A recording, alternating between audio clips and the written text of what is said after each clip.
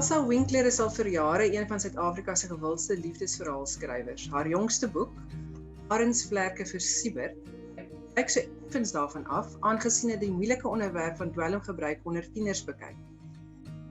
Elsa, baie dankie dat jy vandag met ons gesels en met die liglesers. Ek wil gou by jou hoor, hoe het jy hierdie boek geskryf? Weet jy, ja, dit is heeltemal uit my gewone gemaksone. Lapa het my so, dit is omtrent al 2 jaar gelede genader, nog voor hulle saamgesmelt het met Penguin Random House, het hulle al hierdie idee gehad om so 'n drukkersnaam te begin. En toe het hulle gevra of ek sou belangstel om 'n storie te skryf oor dwelmverslawing. En aanvanklik was dit vir my, jy weet wat skryf ek. Dit is so heeltemal buite my raamwerk en waar ek nou gemaklik voel. Maar ons ken mense wat die pad gestap het met kinders. En ek weet net hoe verskriklik swaar ouers kry en geliefdes as jy 'n man of 'n vrou het, 'n eggenoot of 'n partner of wat jy dit ook al wil noem het, wat om een van 'n rede met dwelms teer mekaar geraak het. En dit is 'n verskriklike moeilike pad.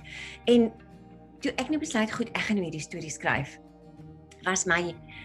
was ek bietjie skepties in die sin dat ek het nie gedink daar is hoop nie. Dit het nie vir my gevoel daar's 'n oplossing nie.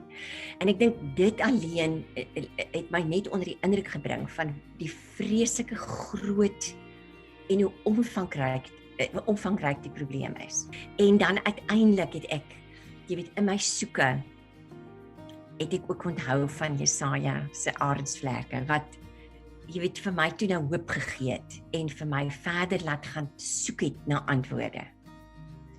Jou boek, daar staan, dit is 'n verhaal van genesing en hoop. Hoe het jy self daai hoop ontdek om daaroor te kan skryf? Ek het met vreeslik baie mense gesels. Heino du Plessis, wat oorspronklik by Lapa was, het vir my vreeslik deure oopgemaak. Hy het vir my afsprake gemaak met 'n ma wie se kind die pad gestap het. En die een pa het sy seun wat deur die hele proses is, het wy op die oomblik sy lewe daaraan om ander mense te help wat deur hierdie proses moet gaan, omdat hulle so hard geleer het. Wat my uiteindelik die hoop gegee het, was die Bybelvers, maar dan ook die wetenskap. Dit is vir my so 'n kombinasie van dinge, en kry die regte hulp. Daar so vir my hierdie 3 stappe.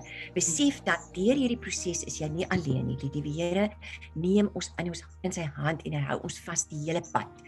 Maar hy het ook mense daar gestel wat weet wat om te doen, wat die hulp vir jou kan gee as jy dit gaan soek daarvoor.